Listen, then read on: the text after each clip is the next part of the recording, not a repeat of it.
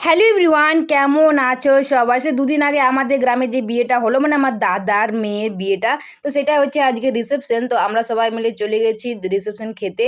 দেখতেই পাচ্ছ ভাই, কনেকে খুব সুন্দর আর কি সাজিয়ে দিয়েছে। এখানে কনে বলছে যে ফুলটা আমাকে ঠিক লাগছে নাকি হাঁটিয়ে দেবো। আমি বললাম ঠিকই লাগছে, রাখ, আজকে সবাই ফুল লাগাই। এদিকে কিন্তু আমার দিদি আগে আগে চলে এসেছে, ওকে কিন্তু খুবই মিষ্টি লাগছে দেখতে, শাড়িটা কিন্তু ভীষণই সুন্দর। তো আমাদের দুজনের কেমন লাগছে অবশ্যই কিন্তু কমেন্টে জানাবে। তারপরে কিছু ছবি তুলে নিলাম। তো এখানে দেখতেই পাচ্ছ আজকের আমার লুক। তো এই ড্রেসটা আমি আগেও পরেছি, তাই ভাবলাম লং ড্রেস, তো মা বললো এটাই পর, ভালো লাগবে। এদিকে বর কনে দুজনকে খুবই মিষ্টি লাগছে। তারপরে বসে গেলাম আমরা খেতে।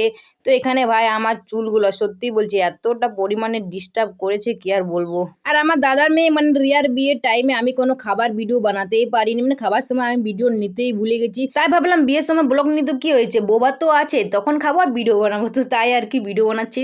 আর এদিকে কিন্তু আমার দিদি ভাই খেতে ছাড়ে কি করছে তোমরা জাস্ট একবার দেখো। যাই হোক, খাবার কোটা আইটেম ভীষণই সুন্দর ছিল, খেতে পারিনি তাতে কি হয়েছে, কিন্তু যেটুকু পেরেছি খেয়েছি, খুবই ভালো ছিল খাবার কয়টা আইটেম। মেন একটা বিষয় খুবই খারাপ লেগেছে, যেটা হচ্ছে ভাই খেতে না খেতে এত পরিমাণে লোক চেয়ার ধরে দাঁড়িয়েছিল, মানে তুমিই খাওয়া উঠলেই আমরা সবাই খেতে বসে যাবো, এরকম সিচুয়েশনে তোমরাই বলো কি খাওয়া যেতে পারে? মুটার পাশে কেউ যদি তাকিয়ে থাকে, আচ্ছা তোমরাই বলো তোমরা কতটা খেতে পারবে? তো যাই হোক, আবারও বলছি খাবার কটা আইটেম ভীষণই সুন্দর ছিল। আর মটন কষা আমার অল টাইম ফেভারিট। আর এই রিসেপশনে আমাদের পরিবারে মোটামুটি সবাই এসেছিল না শুধু আমার বড় দিদি বড় জেজি, ওরা মিসিং ছিল, বাকি আর কি সবাই এসেছিল।